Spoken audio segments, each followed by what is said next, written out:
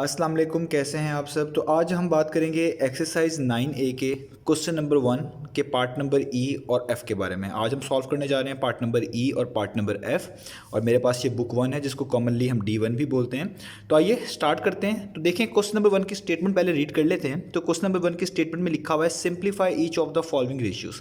तो हमें यहाँ पे ए से लेकर एफ़ तक डिफरेंट रेशियोज़ गिवन है और इन रेशियोज़ को हमने सिंप्लीफाई करके दिखाना है। सिंप्लीफाई का मीनिंग है उनको इतनी रिड्यूस फॉर्म में ले आना है कि जब हमारे पास हम आंसर कोट कर रहे हों, जब हमारा फाइनल स्टेप हो, तो उसके अंदर मज़ीद किसी भी किस्म की सिंप्लीफिकेशन की, कटिंग की या कोई किसी भी तरह के से उसको मज़ीद सॉल्व करने की गुंजाइश ना हो।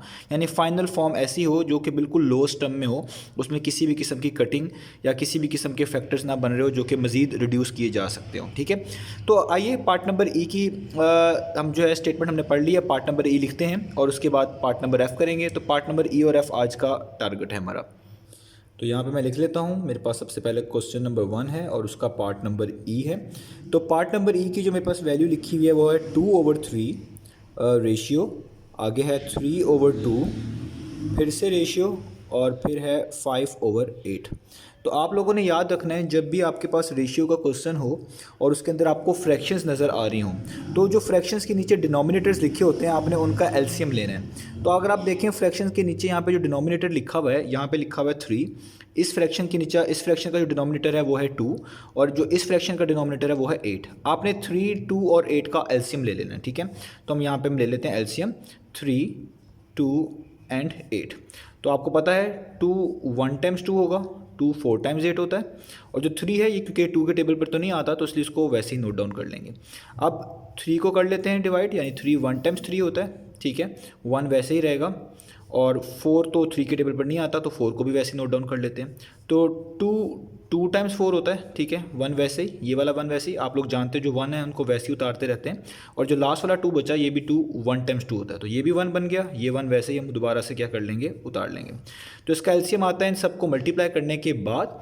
तो इन सबको मल्टीप्लाई आप करेंगे तो ये आएगा 2 multiply by 3 multiply by 2 multiply by 2। तो ये हम बेसिकली निकाल रहे हैं इनका एलसीएम। तो 2 3 टाइम्स होता है 6, 6 2 टाइम्स होता है 12 और 12 2 टाइम्स होता है 24। यानी इन सबको मल्टीप्लाई करेंगे तो एलसीएम क्या आया, 24।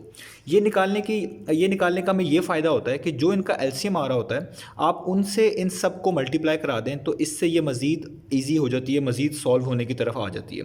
तो जब भी आपके पास फ्रैक्शंस आएंगी आपने इनका एलसीएम लेना है, और एलसीएम लेने के बाद आपने जो एलसीएम आएगा उस नंबर से इन सबको हमेशा मल्टीप्लाई करवा देना है। इससे ये रिड्यूस हो जाया करेंगी, इससे इनको सॉल्व करने में मज़ीद आसानी हो जाएगी। तो हम देखें करने लगे, तो मैं 24 को मल्टीप्लाई करवाने लगा हूँ 2/3 के साथ, भी सबके साथ मल्टीप्लाई होगा इस तरह रेशियो। 24 को मैं मल्टीप्लाई करवाऊँगा 3/2 के साथ भी, यानी जो सेंटर वाली टर्म थी, और फिर से रेशियो 24 को मल्टीप्लाई कराऊँगा मैं 5/8 के साथ भी। ठीक है, अब हो सकता है कोई स्टूडेंट को इसको डायरेक्ट मालूम कर लें या इसको किसी और मेथड से कर लें, लेट से वो कैलकुलेशन में अच्छा हो और वो उसको पहले से जज करके जल्दी से मल्टीप्लाई कर ले, तो वो भी ठीक है। यहाँ पे सारे स्टेप्स मैं डिटेल में ही करता हूँ ताकि वो स्टूडेंट्स जो थोड़े से वीक हैं उनके लिए आसानी रह सके। तो अब यहाँ पे अब हमने इसको जस्ट सॉल्व करना है। तो आपको पता है 3 और 24 कट हो सकते हैं, 3 1 टाइम्स, 3 8 टाइम्स। ठीक है, 2 और 24 भी कट हो सकते हैं, 2 1 टाइम्स, 2 12 टाइम्स, और 8 और 24 भी कट हो सकते हैं, 8 1 टाइम्स, 8 3 टाइम्स। तो 8 2 टाइम्स हो जाएगा यहाँ पे 16।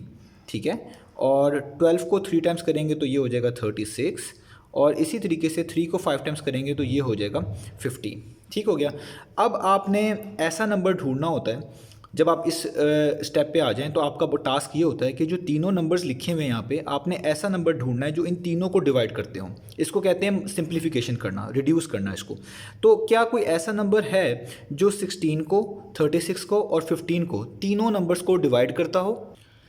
तो ऐसा कोई भी नंबर नहीं है। 36 और 15 3 के टेबल पर आते हैं, यानी 3 पर डिवाइड होते हैं, लेकिन 16 नहीं होता। इसी तरीके से 16 और 36 दोनों 4 पर डिवाइड होते हैं, लेकिन 15 नहीं होता। तो इसका मतलब है इनको डिवाइड करने वाला अब कोई भी नंबर नहीं बचा। तो जब ऐसा आपके पास केस आ जाए तो आपके पास जो फॉर्म बचेगी वही आपका फाइनल आंसर होगा। तो इसका मतलब इस रेशियो का जो फाइनल आंसर है वो यही बनता है, 16:36:15। तो ये था हमारे पास सिंपल सा पार्ट नंबर ई। अब करते हैं ज़रा पार्ट नंबर एफ़। तो ये है मेरे पास पार्ट नंबर एफ़। तो पार्ट नंबर एफ़ के अंदर यहाँ पर डेसिमल बेसिकली इन्वॉल्व हो रहा है। ये लिखा हुआ है 0.33, ये लिखा हुआ है 0.63, ये लिखा हुआ है 1.8। तो जब डेसिमल वाले क्वेश्चन आपके पास हैं रेशियोज़ के अंदर, तो सबसे पहले हम डेसिमल्स को रिमूव करेंगे ताकि क्वेश्चन को आसान बनाया जा सके। तो अगर मैं इस डेसिमल को हटाऊँ, आप लोग जानते हैं जब भी डेसिमल हटाते हैं उसके आगे जितने डिजिट्स होते हैं उसके लिहाज से उसके डिनोमिनेटर में कुछ लिखा जाता है। अगर डेसिमल के आगे एक डिजिट हो तो 10 लिखते हैं, डेसिमल के आगे 2 डिजिट्स हो तो 100 लिखते हैं। ये सारे वो रूल हैं जो हमने जो है अर्ली क्लासेस में देखे हुए हैं। तो अगर मैं इस डेसिमल को रिमूव करूँ तो ये जस्ट 33 बचेगा, क्योंकि ज़ीरो तो यहाँ पे लिखा नहीं जाता, प्रैक्टिस नहीं है कैजुअल। तो 33 जो है ये 2 डिजिट्स हैं, तो इसके लिए मुझे लिखना पड़ेगा यहाँ पे 100। इसी तरीके से रेशियो का साइन डालूंगा, यहाँ पे भी डेसिमल को रिमूव करूँगा तो ये सिर्फ 63 बचेगा, ये वाला जीरो यहाँ पे लिखने की ज़रूरत नहीं है।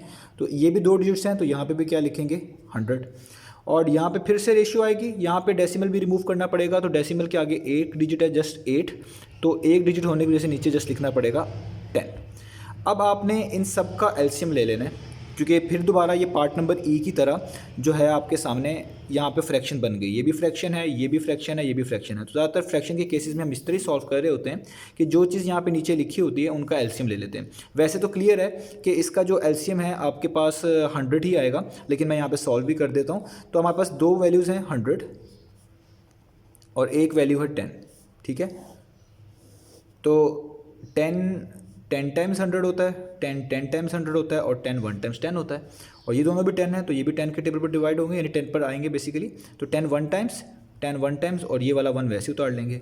तो इन दोनों 10 को अगर मैं मल्टीप्लाई करवाऊँ तो इसका एलसीएम क्या बनेगा, इसका एलसीएम बनेगा 10 मल्टीप्लाई बाय 10, वो कितना आ गया 100। तो ये ऑब्वियस था कि 100 ही आना है, क्योंकि जब यहाँ पे फैक्टर्स लिखे होते हैं तो जो सबसे बड़ा नंबर होता है वही एलसीएम होता है, क्योंकि सब 10 के टेबल में आते हैं, तो सबसे बड़ा नंबर यहाँ पे 100 ही है, तो 100 ही एलसीएम के तौर पे आता है। ये वैसे भी ऑब्वियस बात थी, लेकिन मैंने फिर भी कर दिया ताकि स्टेप्स जो हैं सारे के सारे यहाँ पर मैं जो है ना इलाबोरेट कर सकूँ। तो अब हम करते हैं इसको सॉल्व मज़ीद। तो 0.33 को हम इसमें कन्वर्ट कर चुके हैं। तो मैंने आपको बताया था जो नंबर हम एलसीएम लेते हैं उससे इन सब को मल्टीप्लाई कर देते हैं, इन सब रेशियोज़ को। तो हम क्या करेंगे, सबसे पहले इस फर्स्ट वाली रेशियो से भी 100 को मल्टीप्लाई करेंगे, यानी 100 मल्टीप्लाई बाय 33/100। सेकेंड वाली से भी 100 को मल्टीप्लाई कर देंगे, 100 मल्टीप्लाई बाय 63/100। और इसी तरीके से जो लास्ट वाली है 18 वाली, इसको भी मल्टीप्लाई कर देंगे, 100 मल्टीप्लाई बाय 18/10। तो ये 100 इस 100 से क्या हो जाएगा, कैंसिल आउट। तो यहाँ पे जस्ट बचेगा 33 रेशियो का साइन, ये भी 100 इस 100 कैंसिल आउट, यहाँ पे बचेगा 63। और ये भी 100 और 10 और 100 से बेसिकली कैंसिल आउट हो जाएगा। तो यहाँ पे बचेगा 10 1 टाइम्स, 10 टाइम्स, 10 टाइम्स 100 होता है। तो 10 को 18 से मल्टीप्लाई करना पड़ेगा, तो हमारे पास क्या आएगा 180, ठीक है। अब ये नंबर हमारे पास बचा है 33, 63 और 180। अब आपने ये देखना है कि क्या इन तीनों नंबर्स को डिवाइड करने वाला कोई नंबर आपके पास मौजूद है। अब यहाँ पे आपके पास 2 चॉइस होती हैं, या तो आप सबसे बड़ा नंबर ऐसा ढूंढ लें जो इन तीनों को डिवाइड करता हो, तो आपके लिए काम बिल्कुल आसान हो जाएगा, आपको उससे आगे करना नहीं पड़ेगा। या आप स्टेप वाइज कर लें, आपको उस बड़े नंबर से भी पहले कोई और नंबर मिल रहा हो जो इन तीनों नंबर को डिवाइड कर रहा हो, तो आप पहले उससे कर लें, वो थोड़ा जो है उसको नंबर छोटा हो जाएगा। उसके बाद फिर दोबारा वो किसी से डिवाइड हो रहा होगा, और फिर उसको इस तरह स्टेप वाइज आप करते हुए सोल्यूशन तक पहुँच सकते हैं। तो आपके पास दोनों चांस अवेलेबल हैं। तो देखें, ये 33 है, ये 63 है, और ये 180 है। तो अगर मैं डिविजिबिलिटी टेस्ट को देखूँ तो 3 + 3 6 होता है, तो 6 भी 3 के टेबल में आता है, 6 + 3 9 होता है, तो 9 भी 3 के टेबल पर आता है, यानी 3 पर डिवाइड होता है। और 1 + 8 9 होता है, तो वो भी 3 के टेबल पर डिवाइड होता है। तो इसका मतलब है तीनों नंबर 3 पर आएंगे बाय डिविजिबिलिटी टेस्ट। तो आप जिस पे ये तीनों डिवाइड हो रहे होते हैं, आप उसी से इन सबको डिवाइड कर दें, यानी 3 पे, यहाँ पे भी 3 पे, यहाँ पे भी 3 पे, क्योंकि हमने इसको सॉल्व करना है मजीद। तो 3 11 टाइम्स 33 होता है, आप लोग जानते हैं। तो यहाँ पे 11 आएगा, 3 1 टाइम्स, 3 11 टाइम्स। और यहाँ पे कितना आएगा आपके पास, ये होगा 3 1 टाइम्स, 3 21 टाइम्स। 3 21 टाइम्स जो होता है वो 63 होता है, तो यहाँ पे 21 आएगा। और इसी तरीके से यहाँ पे आपने देखना है कि यहाँ पे क्या आएगा, तो 3 1 टाइम्स, 360 टाइम्स, ठीक है। 360 टाइम्स क्या होता है आपके पास 180, ठीक है। तो अब जो ये नंबर आए हैं ये एक टेबल पर नहीं आते, क्योंकि 11 एक प्राइम नंबर है, और 11 जस्ट 11 ही के टेबल पर आएगा, यानी 11 पर ही डिवाइड होगा बेसिकली। तो 11 के टेबल पर ना तो 21 आता है और ना ही 60 आता है। इसका मतलब ये कभी भी एक ही नंबर पर डिवाइड नहीं हो सकेंगे। तो जब भी किसी एक नंबर पर डिवाइड नहीं हो सकते, इसका मतलब यही इसकी फाइनल फॉर्म होगी। तो हमारे पास पार्ट नंबर एफ का आंसर आ चुका है 11/21/60।